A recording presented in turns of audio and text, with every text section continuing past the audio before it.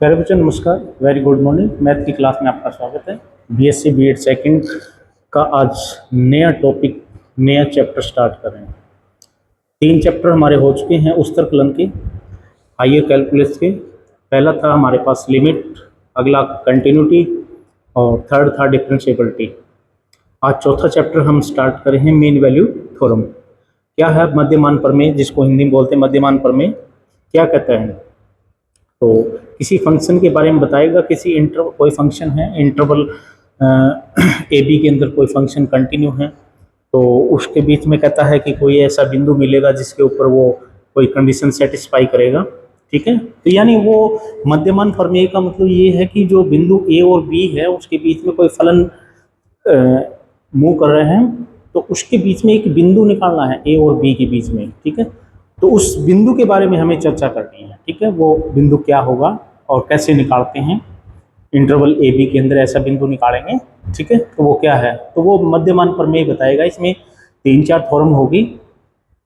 एक तो roles theorems आएगी, उसके बाद में लैग्रेंज और लैग्रेंज मीन वैल्यू थ्योरम आएगी। ठीक है, ये 3-4 थ्योरम होगी, तो इसी के बेस के यानी ये निकालने के तरीके होंगे, इसी बिंदु को निकालने के तरीके होंगे। ठीक है, तो ये है मध्यमान प्रमेय।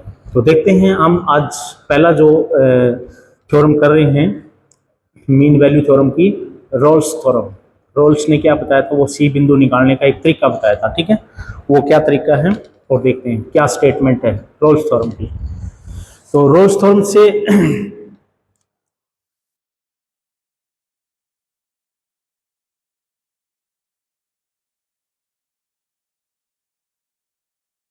मीन वैल्यू थ्योरम की चैप्टर का नाम है मीन वैल्यू थ्योरम।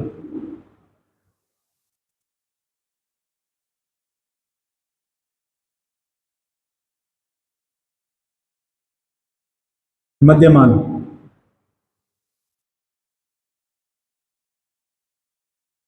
प्रमेय। ठीक है, ये हमारा चैप्टर है, चौथा चैप्टर होगा। उसमें पहली थ्योरम आती है रोल्स थ्योरम। रोल्स थ्योरम की स्टेटमेंट क्या है, कोई फंक्शन एफ है और परिभाषित है किसमें, इंटरवल यानी एफ एक्स कोई फंक्शन है एक्स चर का। तो कहता है एक्स कोई बिंदु है इंटरवल ए और बी के में। ठीक है, और ये परिभाषित है, यानी परिभाषित है यानी डिफाइंड है।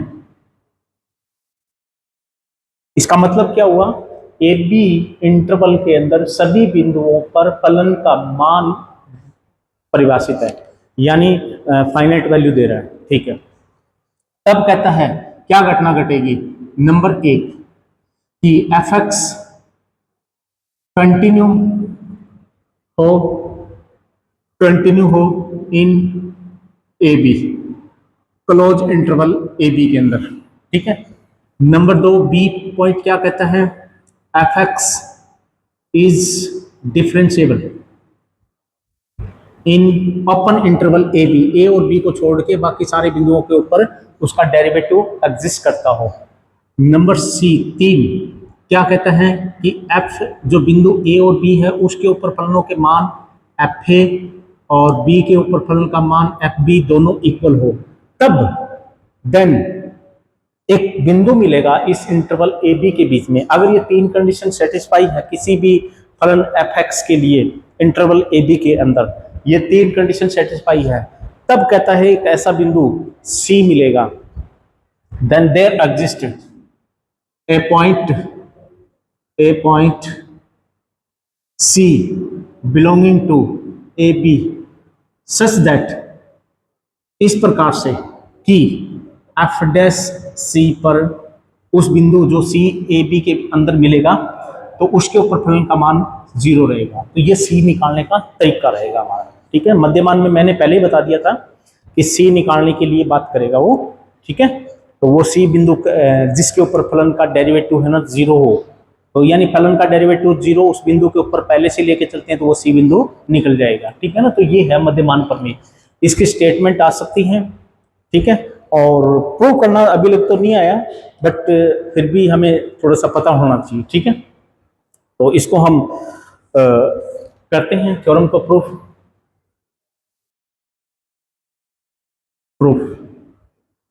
फंक्शन एफ क्या है, कंटिन्यू है। दे रखा है फंक्शन कंटिन्यू है in A B interval A B. अगर ये फंक्शन कंटिन्यू है तो हमें पता है कंटिन्यूटी की डेफिनेशन से क्या कि उसमें किसी बिंदु पर, किसी दो बिंदुओं पर उसका उच्चतम और निम्नतम मान भी मिलेगा, यानी उस फलन का उस इंटरवल के अंदर मैक्सिमम से मैक्सिमम और निम्नतम से निम्नतम मान मिलेगा, यानी वो फंक्शन बाउंडेड होगा। तो यानी डायरेक्ट लेकर एफ इज बाउंडेड। बाउंडेड का मतलब परिबद्ध, परिबद्ध का मतलब कि उसके अंदर ए और बी के इंटरवल के अंदर दो बिंदु मिलेंगे जिनके ऊपर उस फलन का मान मैक्सिमम से मैक्सिमम आएगा और उस इंटरवल के अंदर किसी बिंदु के ऊपर मिनिमम से मिनिमम मान आएगा। ठीक है, तो ये दो बिंदु हमें मिलेंगे और ये मध्यमान इस प्रमेय हमें कंटिन्यूटी की डेफिनेशन से हमें पता है कि दो बिंदु ऐसे मिलेंगे, तो उन बिंदुओं को हम क्या नाम देंगे, सुप्रीमम और इनफीमम। तो मैं मान लेता हूं कि किस बिंदु के ऊपर उस फंक्शन का मैक्सिमम से मैक्सिमम मान मिलता है और इसी इंटरवल के अंदर एक ऐसा बिंदु मिलेगा जिसके ऊपर फलन का मान निम्नतम से निम्नतम रहेगा। ठीक है, तो उसको हम सुप्रीमम और इनफीमम मान लेते हैं। ठीक है, तो ये चीज मानते हैं तो मान लेते हैं कि वो दो मान क्या है ए और बी के बीच में, तो माना सी और डी ए बी में दो बिंदु हैं जिन पर फलन का मान सी के ऊपर हम मान लेते हैं कि मैक्सिमम से मैक्सिमम मान है, बिंदु विद्यमान है।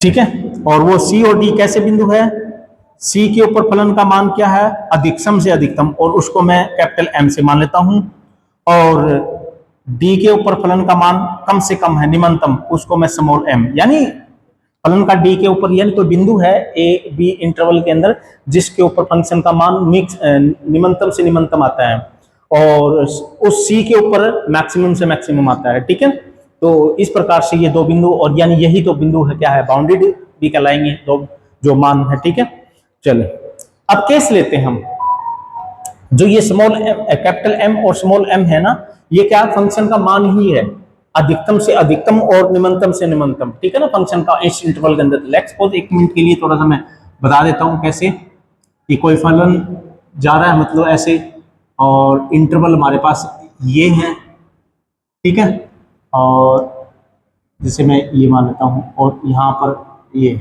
ए बिंदु है और ये हमारे पास बी बिंदु है, और इसके ऊपर तो एफ है, ध्यान देखो ए और बी के ऊपर फलन के मान इक्वल होने चाहिए, तो ये एफ ए होगा और ये एफ बी होगा। ठीक है भी, चलो, और सी और डी दो बिंदु कहां पर है, इस इंटरवल के अंदर सी और डी। मान लेते हैं कि यहां पर एक बिंदु है सी, इसके ऊपर फलन का मान क्या है, मैक्सिमम से मैक्सिमम। ठीक है, मैं थोड़ा सा इसको मैं ये कर लेता हूं,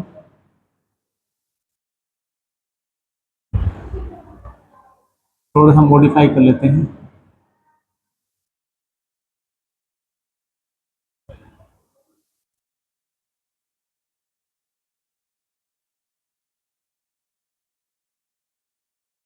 और इसको भी अब थोड़ा सा ये कर लेते हैं, इसके ऊपर है सी के ऊपर, और यहां पर फलन का मान ये हमारे पास बिंदु क्या है, डी, डी बिंदु है जिसके ऊपर फलन का मान एफ डी है, एफ डी। एक मिनट भी,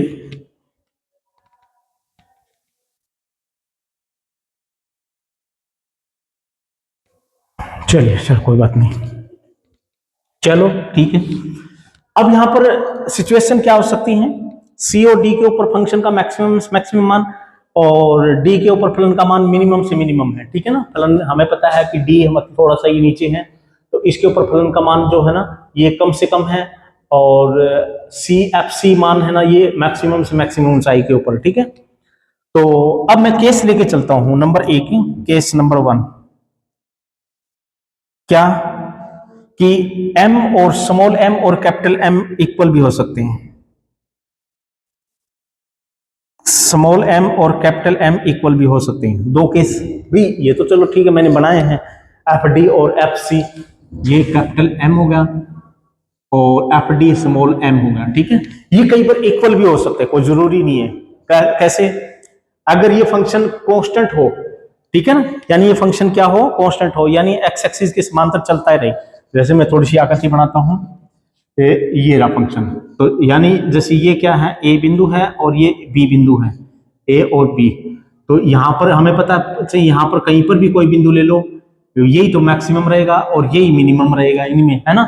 और ये एफ ए हो गया और ये एफ बी हो गया, ठीक है। और इसी बिंदु के ऊपर फलन का मान, यानी ये सी हो गया और ये डी हो गया, इसके ऊपर फलन का मान एफ सी हो गया, इसके ऊपर फलन का मान एफ डी हो गया, और ये कैपिटल एम था, ये स्मॉल एम था, यानी सारे इक्वल ही है, ठीक है। स्मॉल एम कैपिटल एम दो सारे ही क्या है, इक्वल है, ठीक है।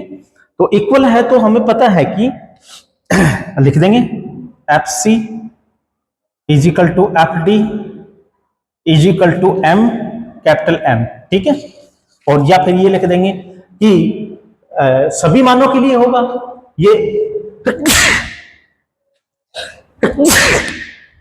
ये x के मान सारे, यानी a और b के बीच में सारे मानों के लिए सारे मान इक्वल ही है। तो यहां पर एफ सी क्या लिखें, सभी मानों के लिए ही लिख देंगे। तो एफ एक्स, यानी c क्यों लिख रहे हैं, d क्यों लिख रहे हैं, सभी बिंदुओं के ऊपर फलन का मान सेम आ रहा है, तो सभी मान x इज इक्वल टू, यानी कैपिटल M मान लेते हैं, स्मॉल m मान लो, कोई दिक्कत नहीं है, स्मॉल m भी, क्योंकि एफ डी स्मॉल m के बराबर ही है, कौन सा भी ले लो, ठीक है। तो ये तो कांस्टेंट है, फॉर ऑल सभी x बिलोंगिंग टू a और b, सभी बिंदुओं पर, ठीक है। तो अब हमें पता है कि दोनों डिफरेंशिएट कर देते हैं, एफ डैश एक्स, तो राइट साइड में तो कांस्टेंट है तो ये 0 हो जाएगा, ठीक है, for all x belonging to a and b, ठीक है। चलो अब x है, अब मैंने तो एक बिंदु c मिलना था, तो यानी इसके बीच में कोई ना कोई बिंदु c है, मतलब कोई भी बिंदु है c बीच में, a और b के बीच में कोई भी c, सभी नंबरों के लिए ये 0 आ रहा है, तो यानी इसमें कोई बिंदु मान लेते हैं, जैसे यहाँ पर c है, तो यानी एफ डैश सी बी क्या रहेगा, जब x एफ डैश एक्स सभी नंबरों के लिए 0 है, तो कोई स्पेशल बिंदु अगर हम लेके चले उसके ऊपर भी क्या है, 0 रहेगा, ठीक है। तो अतः ये तो कंडीशन हमारी सेटिस्फाई होगी और यही हमें करना था, एफ डैश सी 0 रहेगा, तो यानी एक सी बिंदु मिलेगा ए और बी के बीच में, तो ये तो हमारा प्रूव हो गया। अब बात ये आती है क्या कि हो सकता है ये स्मॉल एम और कैपिटल एम इक्वल ना हो, यानी उसका मैक्सिमम से मैक्सिमम मान फलन का और स्मॉलेस्ट से स्मॉलेस्ट मान फंक्शन का इक्वल नहीं है, ठीक है। इसका मतलब ग्राफ ऊपर नीचे होगा, मतलब, ठीक है। चलो ये तो कांस्टेंट फंक्शन के लिए था, इसके लिए प्रूव हो गया। अब हम क्या करते हैं, इन जैसे के लिए हम करेंगे, यानी ग्राफ इरेगुलर सा चल रहा है, तो वहां पर मैक्सिमम से मैक्सिमम मान भी मिलेगा, मिनिमम से मिनिमम मान भी मिलेगा, ठीक है। तो वो देख लेते हैं, चलो देखते हैं।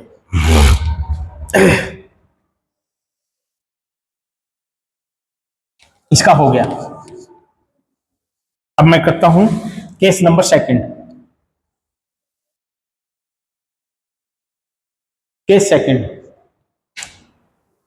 सेकंड में ये दोनों इक्वल नहीं है, इसका मतलब small m capital M equal नहीं है, एफ ए और एफ बी दोनों ये तो इक्वल है ही, ठीक है। तो नाउ एफ ए, क्यों, ये तो गिवन है, एफ ए और एफ बी तो इक्वल होना चाहिए, एफ ए और एफ बी क्या है, दोनों ही इक्वल है, चलो ठीक है।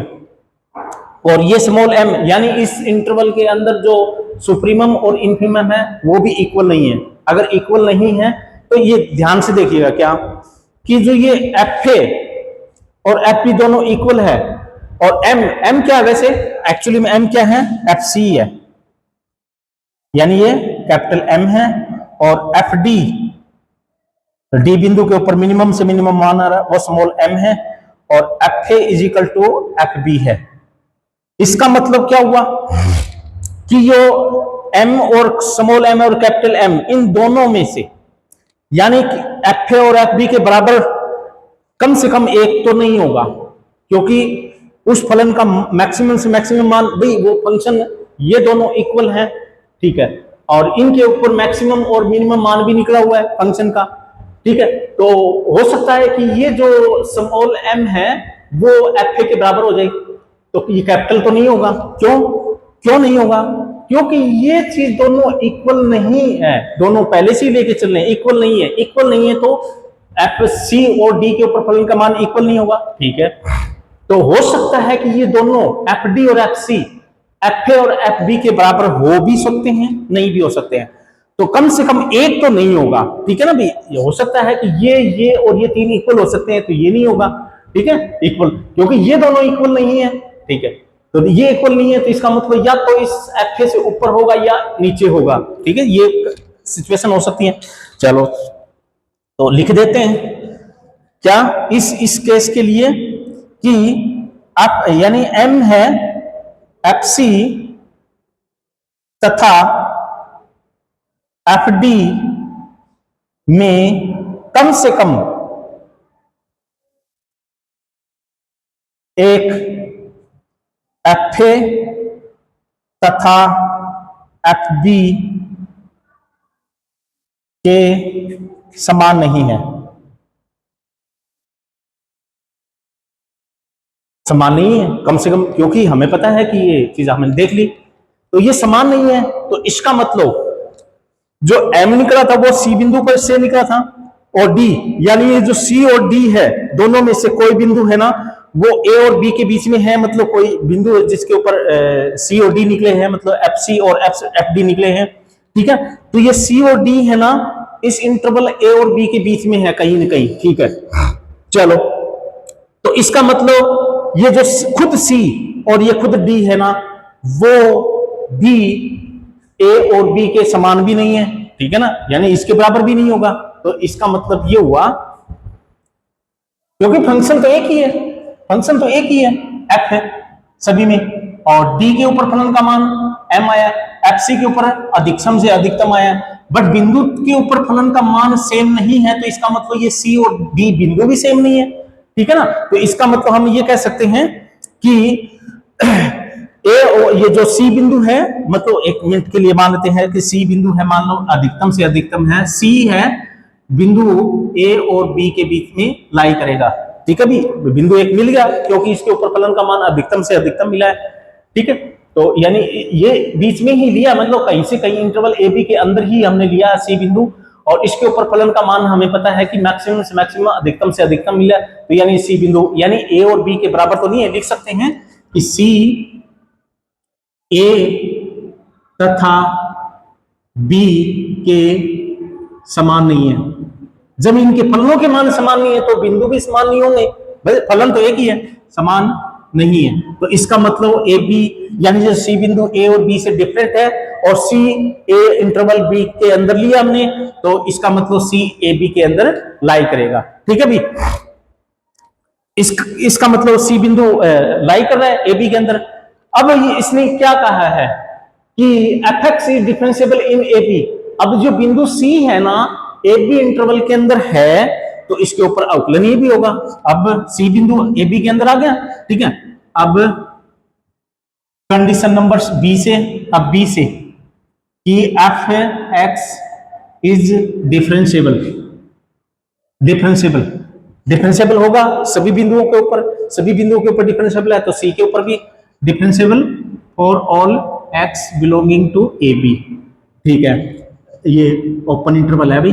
ठीक है, ए और बी को नहीं लेना, डिफरेंशिएबल के लिए ए और बी नहीं लेना, और कंटिन्यू के लिए ए और बी भी लेना है, और अंदर के पॉइंट भी लेना। ठीक है, चलो तो डिफरेंशिएबल है, तो इसका मतलब एफ डैश सी, यानी इसका डेरिवेटिव निकाला, एफ डैश एक्स आया, उसके अंदर एक्स की जगह सी रखा, तो वो देखते हैं कि क्या जीरो आ रहा है क्या। अब ये चीज देखेंगे एफ डैश सी जीरो के बराबर आ रहा है क्या, नहीं आ रहा। ठीक है, ये भी एग्जिस्ट करेगा, शुड बी एग्जिस्ट, यानी ये भी एग्जिस्ट करेगा। चलो ठीक है, अब हमें पता है कि डिफरेंशिएबल है, तो किसी बिंदु के ऊपर यानी सी के ऊपर क्या है, डिफरेंशिएबल है, तो सी की लेफ्ट हैंड डिफरेंशिएबिलिटी और सी के राइट हैंड डिफरेंशिएबिलिटी इक्वल होनी चाहिए। ठीक है, देख लेते हैं, तो f dash x, x tends to C negative, तो यानी क्या होगा एफ एक्स माइनस में एफ सी, सी बिंदु के ऊपर यहां पर सी रख सकते हो, कोई दिक्कत नहीं है, सी बिंदु के ऊपर, और x माइनस में सी, और इक्वल टू मतलब एफ डैश सी निकाला, और इसको मैं क्या लिख सकता हूं, h टेंस टू जीरो में कन्वर्ट कर सकता हूं, एफ डैश सी, और h टेंस टू जीरो, और ये क्या लिखेंगे, सी माइनस में h, x की जगह f है, सी माइनस में h माइनस में एफ सी, और यहां पर भी क्या लिखेंगे, सी माइनस में h माइनस में एफ सी। तो यानी ये चीजों का डिफरेंस कितना होगा, यानी सी प्लस में सी माइनस में h और माइनस में सी करेंगे तो माइनस में h हो जाएगा, ठीक है। चलो ये बराबर, अच्छा अब यहां पर ये तो थी लेफ्ट हैंड साइड की, उसके बाद में right hand side, right hand side, right hand side F dash सी और x tends to C positive, तो वो क्या बनेगा, h टेंस टू जीरो में कन्वर्ट कर देते हैं, तो एफ सी प्लस में h माइनस में एफ सी बाई में, यहां पर c प्लस में h माइनस में, यानी प्लस में h होगा, ठीक है। अब यहां पर एक बात देखिएगा, जो c बिंदु आया है एफ सी बिंदु, सी बिंदु क्या लिया था मैंने, ऐसा बिंदु लिया है जिसके ऊपर फलन का मान मैक्सिमम से मैक्सिमम है, ठीक है।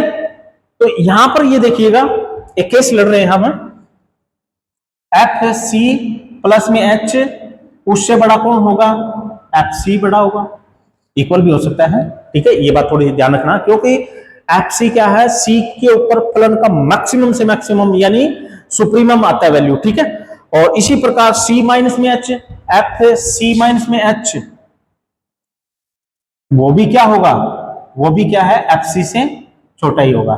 तो यहां पर आप वैल्यू पुट कर सकते हो, यानी इसकी वैल्यू एफ सी पुट करेंगे, एफ सी ये भी बड़ा है और ये भी क्या है, सी से बड़ा है, इसका मतलब क्या हुआ, ये बड़ा है, सी एफ सी माइनस में एच बड़ा है किससे, इससे बड़ा कौन है, एफ सी है, और एफ सी बड़ा है, तो इसका मतलब एक बात और भी है, थोड़ा सा मैं एक चीज और लिखना जा रहा हूं मैं, एस टेंस टू जीरो में कन्वर्ट कर रहा है ना,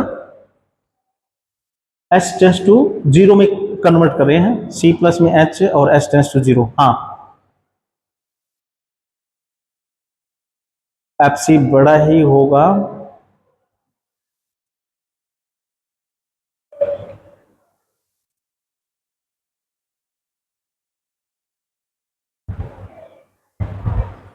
सी प्लस में एच, ठीक है, हाँ कोई बात नहीं, ठीक है। अब ये चीज बड़ी है, इसको इधर लेके आओ एक मिनट के लिए, थोड़ा सा पता लगेगा, एफ सी प्लस में एच माइनस में एफ सी जीरो से छोटा है, इसी प्रकार एफ सी माइनस में एच माइनस में एफ सी वो भी जीरो से छोटा है, हाँ ठीक है।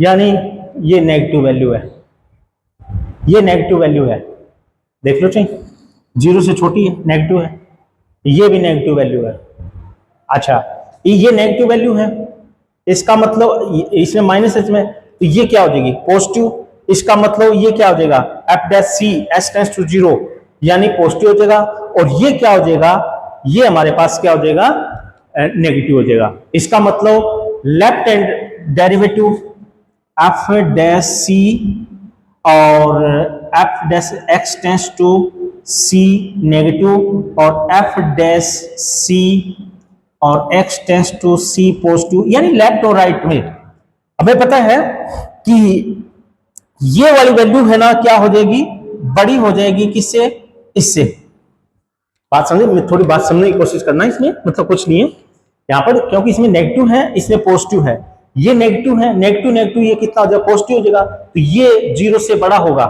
ठीक है। तो यहां पर ये कह सकते हैं ये फंक्शन जीरो से बड़ा होगा, और दूसरे वाला यहाँ ये नेगेटिव है, और एच से s tends to zero, zero का नजदीक जा रहा है, यानी ये सारा नेगेटिव रहेगा, तो यानी ये क्या है, एफ डैश सी और x tends to C positive right hand side, ये क्या हो जाएगा, नेगेटिव हो जाएगा, जीरो से नेगेटिव, यानी जीरो से यानी ऋणात्मक हो जाएगा ये, ठीक है भाई। इसकी वैल्यू क्या है, नेगेटिव ऊपर वाले की, और ये पॉजिटिव है ही, ठीक है। इसको मत देखो एक बार लिमिट, एच तो 0 के नजदीक जा रहा है तो धनात्मक ही, ठीक है, क्योंकि एच हमेशा धनात्मक होता है, जहां पर एच टेंड्स टू 0 धनात्मक ही होता है। तो ये तो पॉजिटिव है ही, ये नेगेटिव है तो ये सारा नेगेटिव, यानी सारा नेगेटिव है तो यानी 0 से छोटा रहेगा।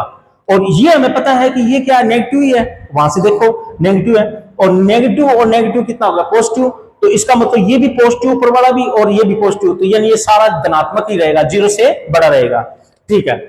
बट हमें पता है यहां पर क्या कहा था कि बिंदु एफ ए और एफ बी दोनों इक्वल है।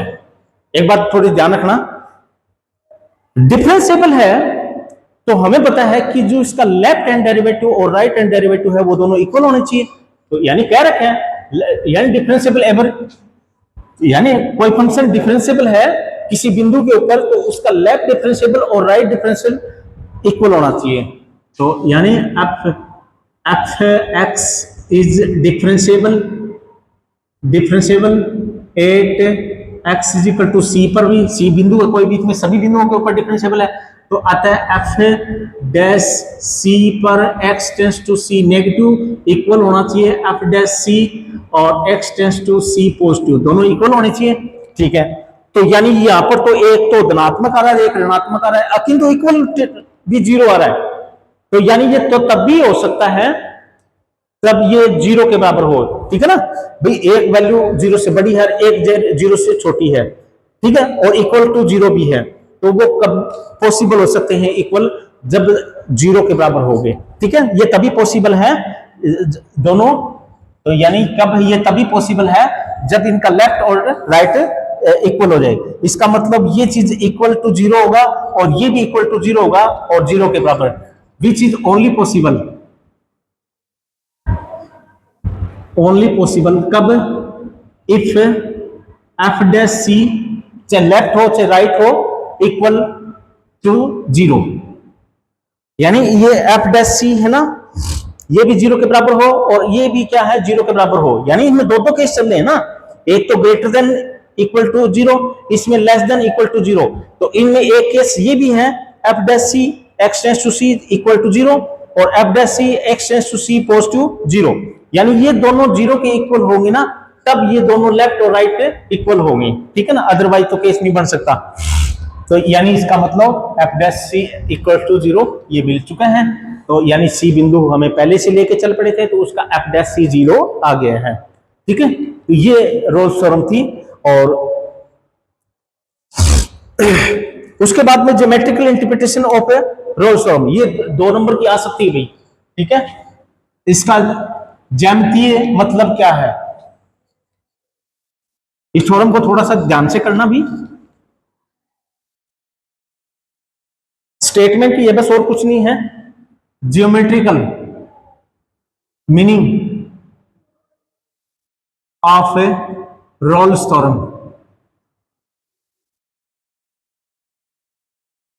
तो उसने क्या कहा था, रोल्स थ्योरम का ज्योमेट्रिकल मीनिंग क्या कहता था, कहता है कि रोल्स थ्योरम लगाएंगे तो 3 कंडीशन सेटिस्फाई होती है, ठीक है, कौन कौन सी, फंक्शन कंटिन्यू है ए बी इंटरवल के अंदर और डिफरेंशिएबल है, उसके बाद में एफ ए और एफ बी इक्वल है, ठीक है ना, तो ये हम ड्रा करते हैं, ये तीनों कंडीशन, ये ए है और ये बी है, तो ये कोई फंक्शन चल रहा था ए ले बी,